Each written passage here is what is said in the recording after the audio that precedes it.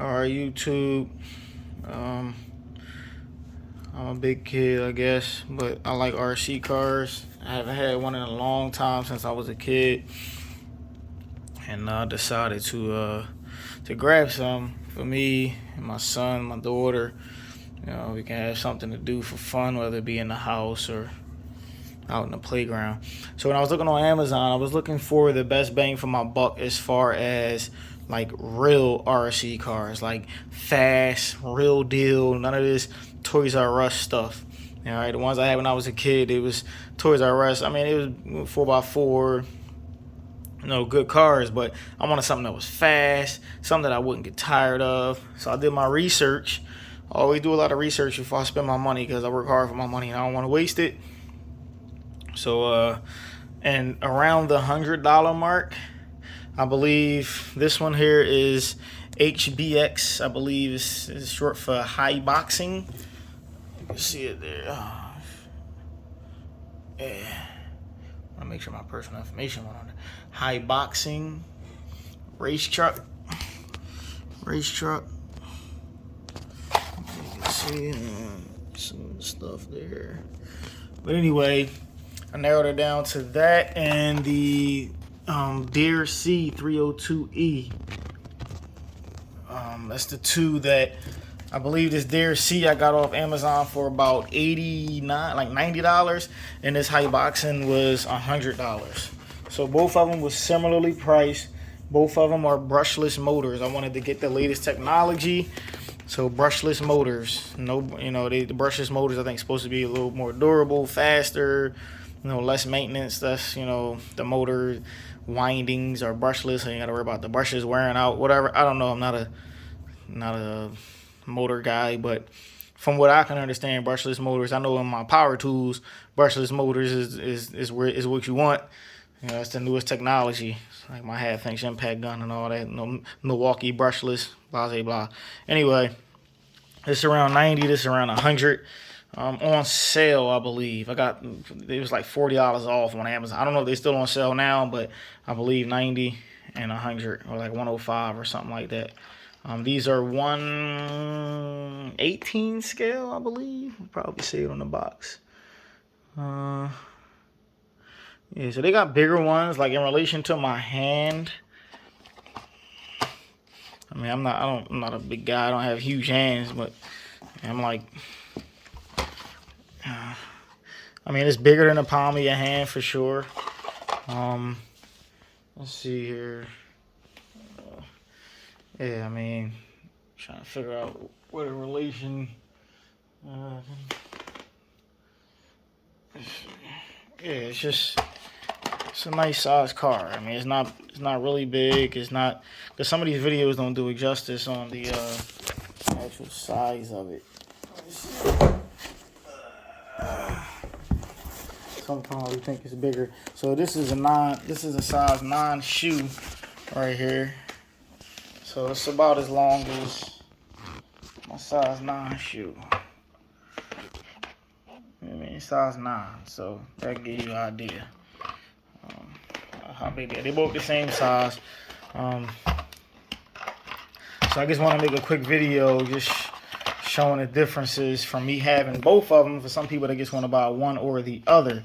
Now, just to give you a brief summary before I get started, if I had to pick one of these, it would be the Haiboxing, however you say it. That's not to say that the DeerC is not good. They're both similar. They're both pretty much like I would say like the same performance-wise. It's just little things that I think kind of makes me like the Haiboxing a little bit better. For starters, the wheelbase on the Haiboxing is I always call it HBX. It's a little bit wider. Like if I match these wheels up to be perfectly, then you can see on this side how much wider the wheelbase is there. See that?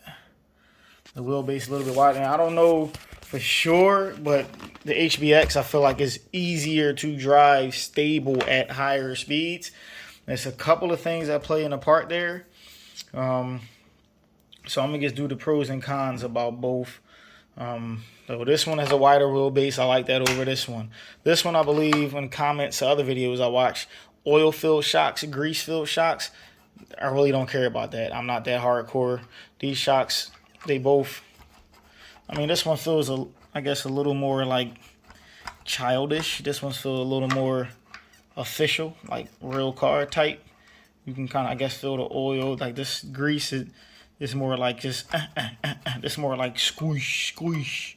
You know what I mean? So these shocks feel like it have more character to it. Just the way that it feels. But, like I said, for like, you can see it even comes up slower.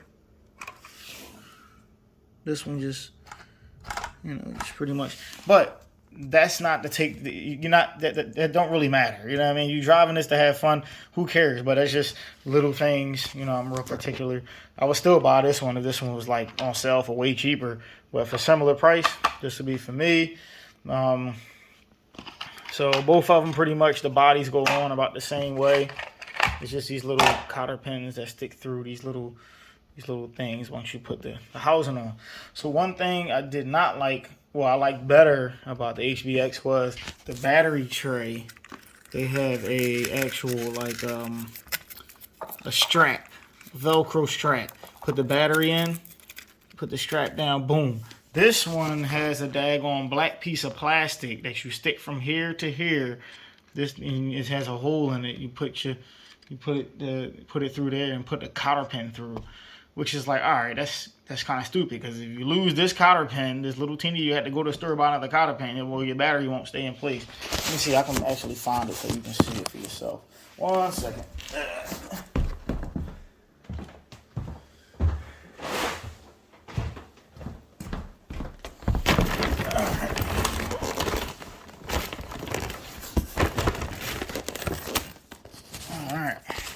I'm doing a good job for doing this by myself with one hand. So this is the piece here. This goes here. Once you put it, let me see, let me get the battery. I actually had these out in the baseball field, slinging some sand around. This thing was like, I'm gonna put the videos in of me driving it. So as you can see, that little piece goes there. You push that down. These are little cotter pins that kind of like push it through the holes that they hold the body on, and there's also one to put through this little hole right here. And then when you go to switch batteries, this little Velcro strap is way easier. So that's a big plus for the HBX for the same price range. The battery gets strapped down. There's no parts to lose. If I'm out in the field and I lose the daggone cotter pin in the grass, now my battery's going to be jumping all over the place. And then if I lose this part, I'm going to have to either MacGyver one or call DeerC and order another one. Alright. These are the batteries. One thing, the DeerC battery, I thought it was charged all the way up one time. The car kept cutting off while I was driving. This is the HBX battery. Pretty much the same batteries. The DeerC kept stopped driving and blinking at headlights. I'm like, what the hell's going on? I just charged the battery and kind of find out, I guess the battery wasn't charged. I don't know if it's the DeerC charger or whatever. That wasn't that good. It said it was fully charged and it wasn't.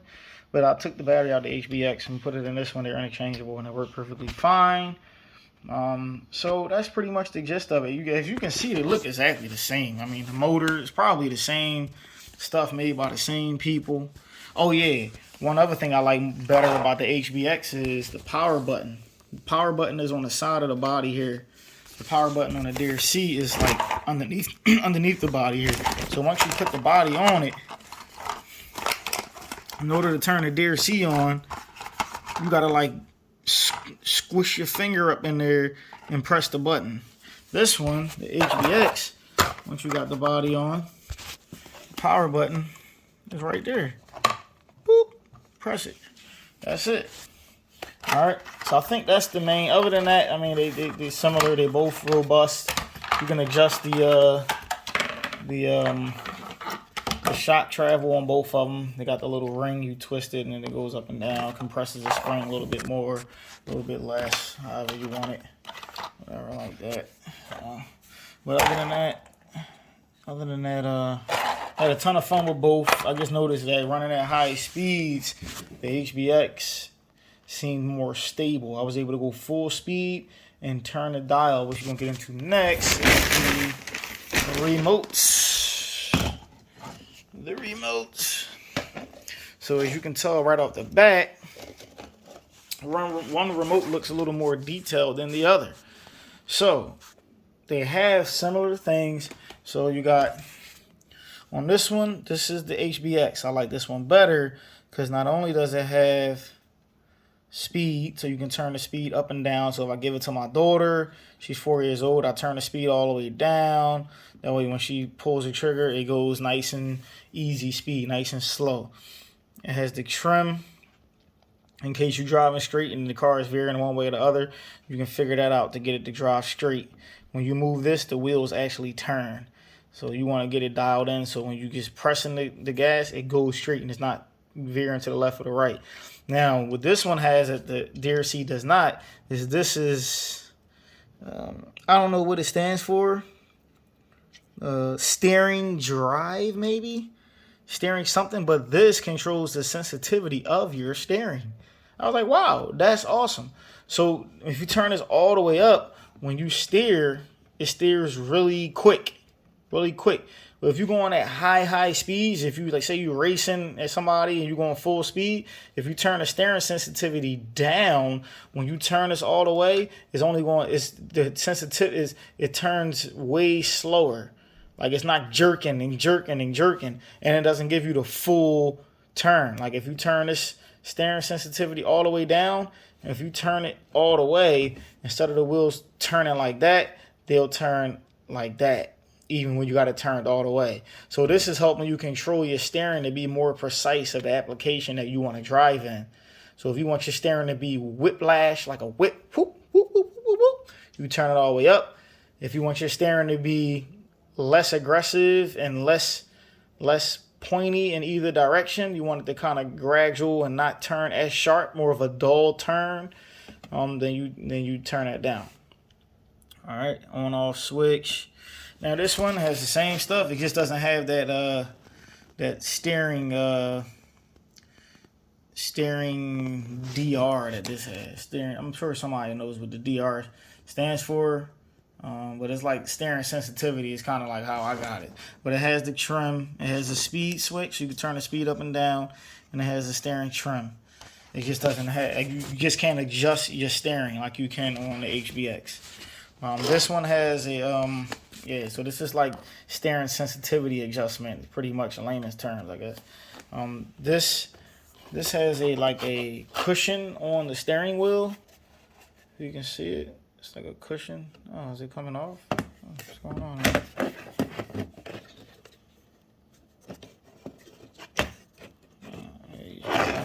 Now this cushion, yeah, some people may think, oh, the cushion is an upgrade, blah, blah, blah, but this one is just straight plastic. You can see it's already coming off. It's already, like, I like BS-free stuff. I don't have to worry about stuff coming off. But anyway, not a big deal. This is just plastic.